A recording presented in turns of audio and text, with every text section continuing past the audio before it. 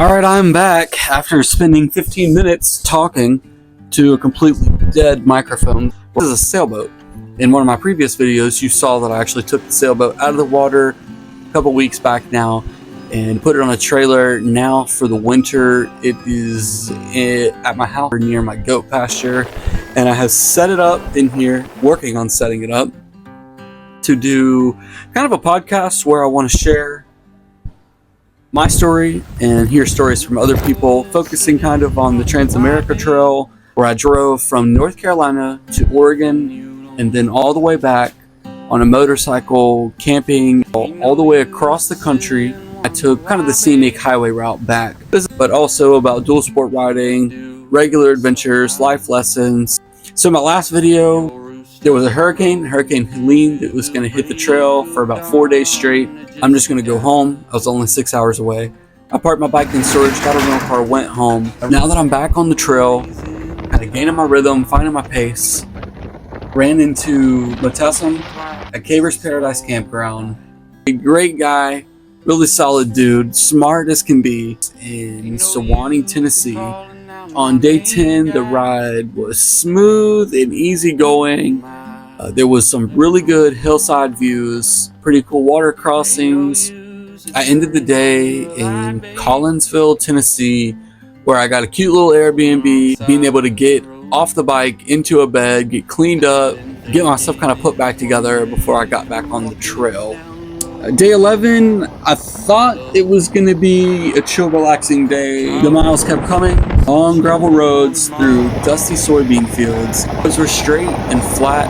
I made it to Pickwick Lake Dam for lunch and ate at the outpost. Had some really good food, had some cool vibes. They're very familiar here with the TransAmerica Trail. Most people east of Mississippi had no clue about the TAT. Nobody really said anything about it. By the time I hit Waterloo and all the switchbacks, I was beat. I finally made it to Homer's place at Lake Hill Motors. He had my tires ready in a bunkhouse for me to crash in. He literally texted me and said, "Make yourself at home." He opened up the garage remotely from his phone. The doors raised up, and lo and behold, a row of beautiful motorcycles, epoxy floor garage, a nice bunkhouse in the back, a muscle car, an antique truck, just the complete setup, tools, benches, fridge, memorabilia, TransAmerica Trail maps. It was the works. He just opened it up. He said, "I'll be home in a little bit. Make yourself at home," which is pretty crazy. But I'm a good guy. Didn't go smell his underwear.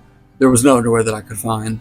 If you're on the TransAmerica Trail, I highly, highly, highly recommend staying at Homer's bunkhouse. He really helped me out with my bike.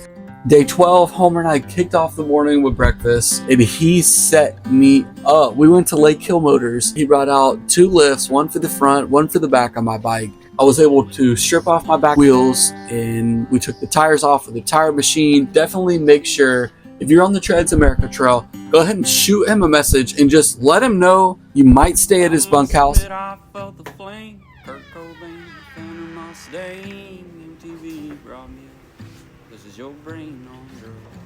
How sick is that? I rode through Mississippi and I found a campsite at Enid Lake, but the sunset, maybe one of the most magical sunsets that I've ever seen. I'll let the video speak for itself. It was life-changing almost. And admittedly, day 12, I was pretty grumpy. To be real with you, I was not even feeling doing this trip anymore. My mindset not being right is solely to blame, and my food intake.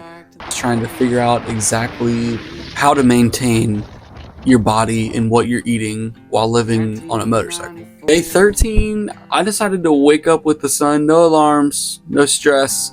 It's a weekend. I don't have any responsibilities. It was a Sunday. I was ready to just take it slow and easy.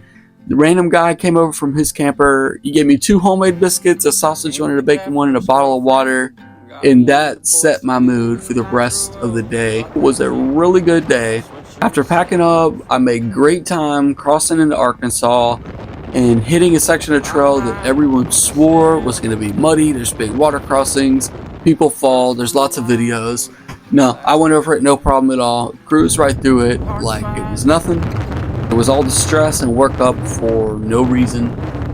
And after a strange encounter with a local guy named Looney, I ended up at a liquor store that welcomes tat riders.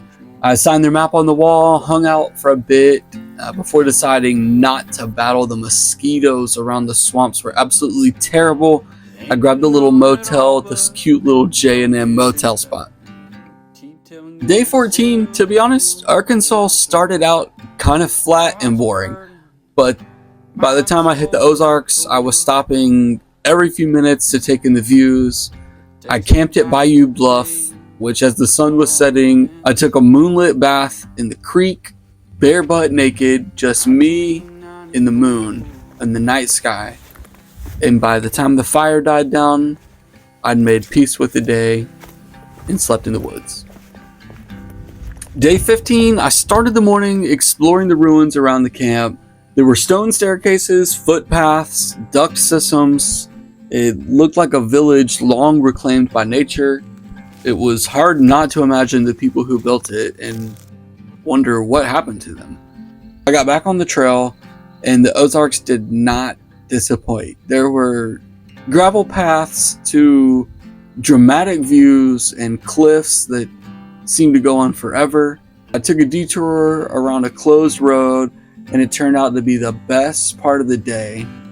By night, I made it to Alma, Arkansas, and the first hotel that I got reeked of smoke. It was so bad, and their thing said no refunds, but I demanded a refund. I was like, this room is absolutely disgusting. It's unacceptable to have a room this gross. Like, the sheets were like from the 80s, typical sleazy hotel room that looks great online, but you get there, it was terrible. They gave me my money back for 10 extra bucks. I went down the road, ended up getting somewhat nicer of a hotel, but I had a weird encounter with this loud, raunchy man showing off his colostomy bag. It's just another day. That was days 10 through 15. Coming up next, I'm going to tackle the rest of the Ozark trails and water crossings, and rolling hills, mountains, moments of reflection, unexpected kindness from strangers again, and a few quirky encounters that could only happen on a trip like this. Stay tuned for the action. Let me know in the comments what you're most excited for, what you have questions about. Appreciate you watching this far.